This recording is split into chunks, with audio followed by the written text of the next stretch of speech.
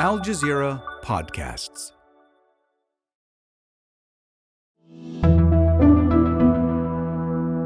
Today, a look at university life in the occupied West Bank under the threat of arrest. The Israeli occupation used education as a weapon against Palestinian students. They were saying that in the interrogation room, you will not continue your education. You will have no future. But why is Birzeit University a target for Israel? I'm Natasha del Toro, and this is The Take.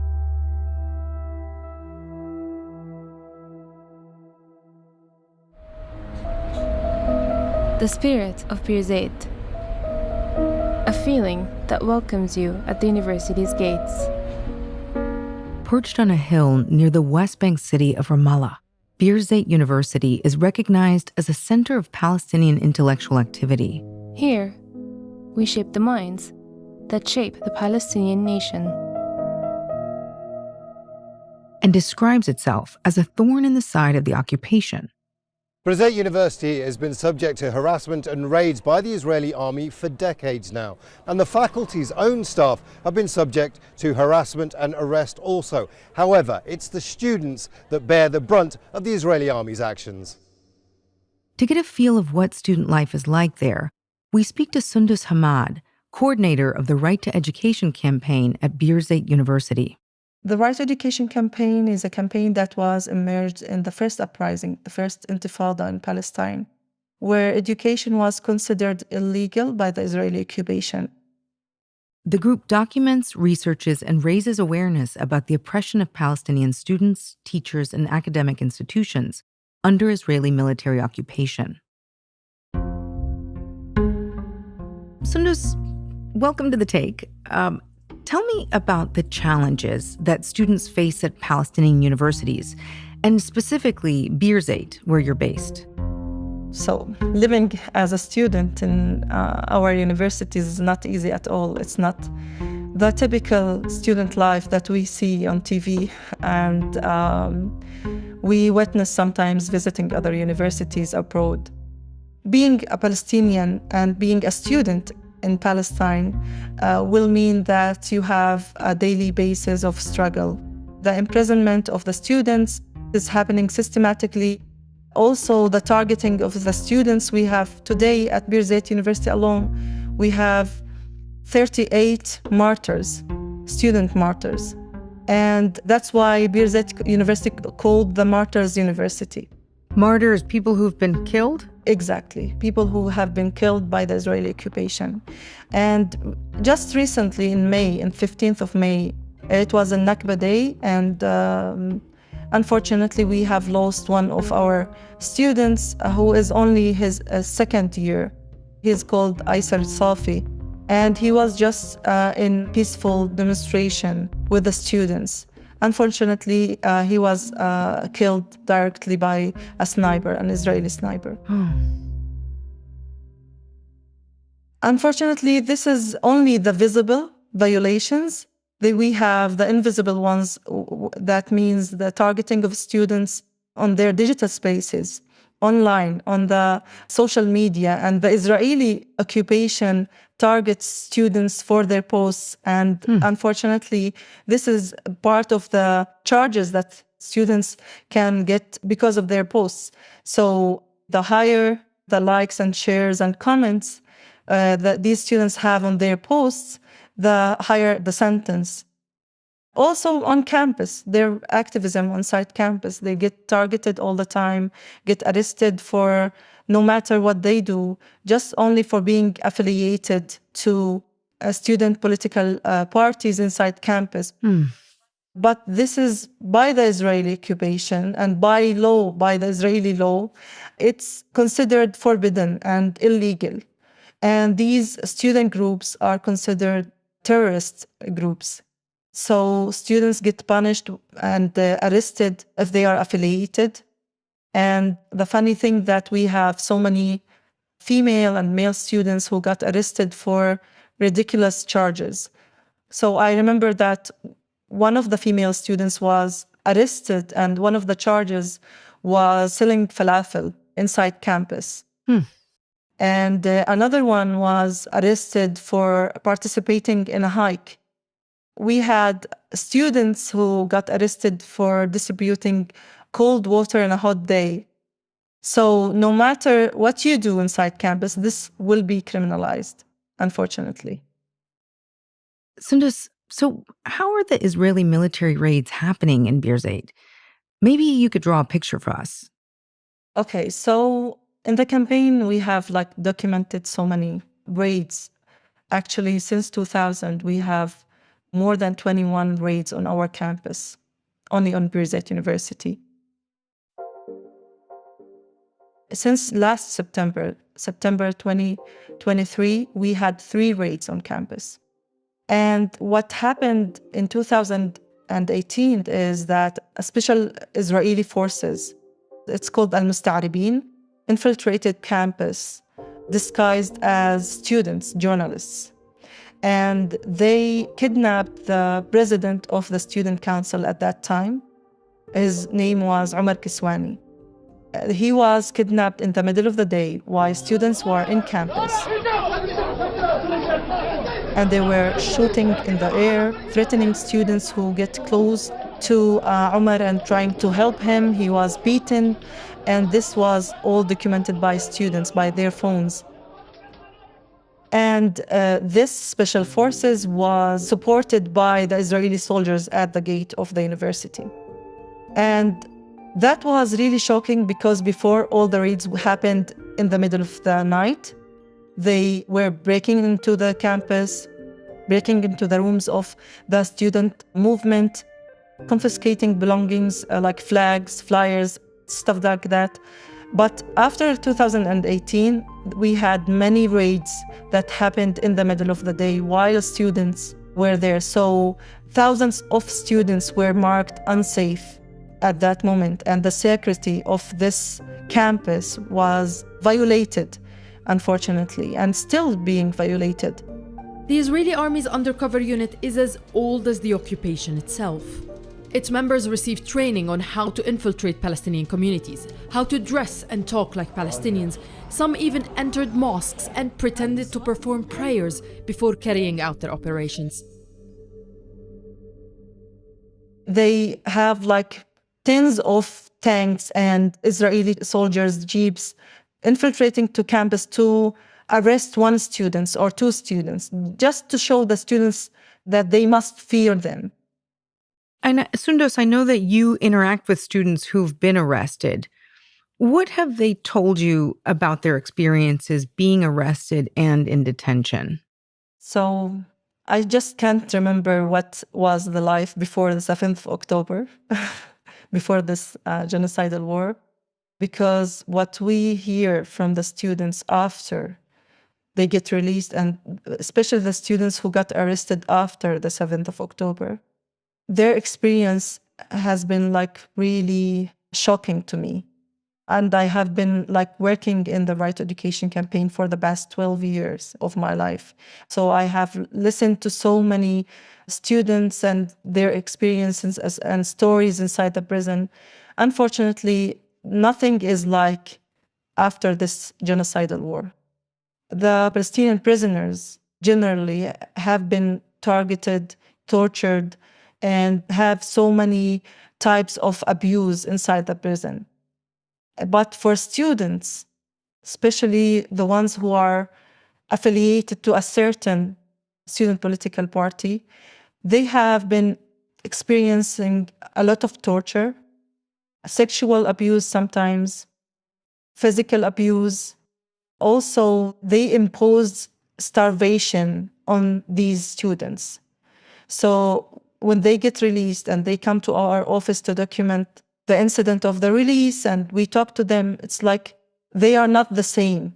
Something has broke them, and physically they are not the same. They can't walk sometimes. One of the students, I couldn't hear more of his story because I was crying all the time. He was telling us that they stripped him from all of his clothes in the interrogation room. And this student told us that they made him walk outside of the interrogation room. They made him walk for 500 meters naked.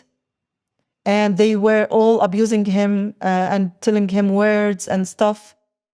And he's only 20 years old, a student.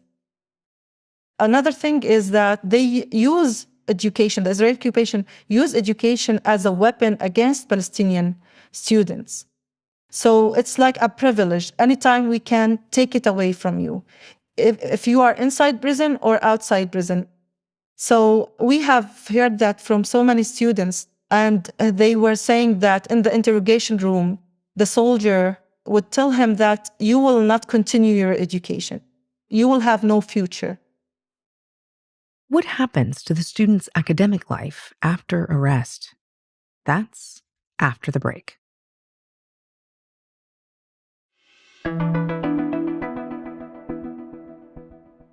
So, Sundos, students being arrested in the West Bank isn't something new, but as you say, there's been an uptick in campus raids and arrests since October 7th. Does the Israeli military give reasons for those arrests? And if so, what are those reasons? Most of the students who got arrested after the 7th of October are put under administrative detention, meaning that there are no charges, under a secret file, no access to lawyer, and they will be sentenced directly from 3 to 6 months renewable. And this will show that there's no evidence that these students are doing anything that could put them inside prison. But despite that, after the 7th of October, we have currently 140 students from Birzeit University alone who are in the Israeli prisons, among them 6 female students. And you're saying that the Israeli military gives no reason for the arrest? I mean, then there's no trial, there's no sort of legal proceedings for these students? So we try to do our best with our lawyer and with the Palestinian human rights organizations, but these students are banned to be visited by lawyers and by their families. So we can't know what is happening inside prison unless one of the students are released and tell us what is happening. For our lawyer, he can't unfortunately visit them, but we are trying to also advocate and tell more about what is happening, so more pressure is put in internationally to stop this torture. And despite all of the pressure that students endure, activism continues. Politics is evident in university life in Palestine, and we see that clearly during student elections. So let's discuss student council elections. You have flags of different colors representing the different political spectra of political life, heated debates with candidates talking about their various agendas. Maybe you could talk to me about some of these groups and how important these elections are for students. So in Birzeit University, we consider elections as one of the cornerstones of the university principles.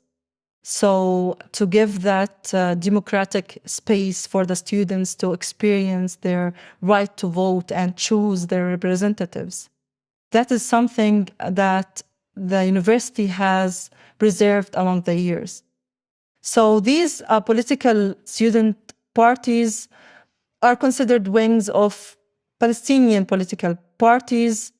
Birzeit University near Ramallah holds open elections for the student council, which are traditionally seen as an indication for the general public stand.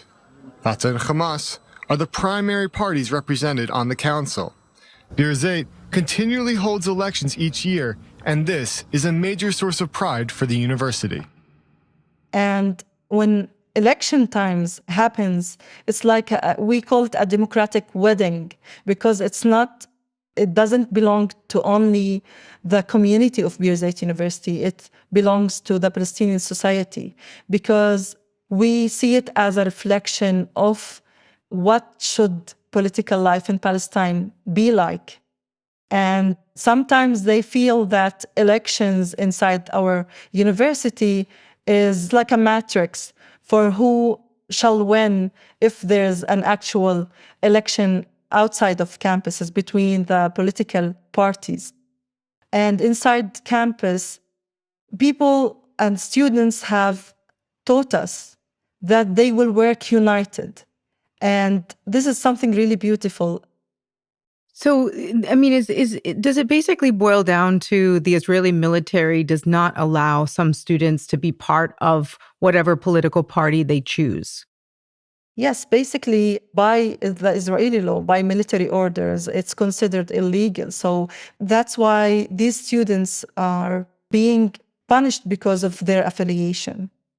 So the plan of the Israeli occupation to put fear in the students didn't work well, because along the years, each time I feel that maybe the student movement will be weakened or the student movement will disappear at some point after the 7th of October. But you will find that there are like students, new students, who get affiliated and will continue working in the student movement. They feel that this is their space to resist the occupation, especially after what we are seeing in Gaza. So if the idea of the Israeli military's idea was to try and stifle or muzzle these students, you're saying that this strategy isn't working. With all these arrests happening, do you think that there is a better future for Birzeit University students? And what is your vision for a university campus in the West Bank? Well, this is a huge question, but a simple answer is I envision our campus with the full academic freedom for students, for academics, and for everyone. And this will come by believing that education is a tool of resistance and existence of this occupation, and believing that education is the future, believing that it will lead us to the liberation point. And what we are witnessing in Gaza today, seeing that all higher education have been destroyed, yet you will find students and academics from the tents studying. Students feel more than ever that this is not about my affiliation first. It's my Palestinian identity first, and I have to preserve it. And the campuses, I feel it's the space where they can do actions towards preserving this identity and preserving their narrative, to empower their narrative as Palestinians. So education is not about knowledge alone, it's about resisting until liberation. And that's what I feel that our campuses will be in the future, hopefully. And that's The Take. This episode was produced by Veronique Eshaya, Sarí el-Khalili, and Sonia Bhagat, with Shraddha Joshi, Duha Mosaad, Hagir Saleh, and me, Natasha del Toro, in for Malika Bilal. It was edited by Noor Wazwaz. Our sound designer is Alex Roldan. Alexander Locke is The Take's executive producer, and Nay Alvarez is Al Jazeera's head of audio. We'll be back tomorrow.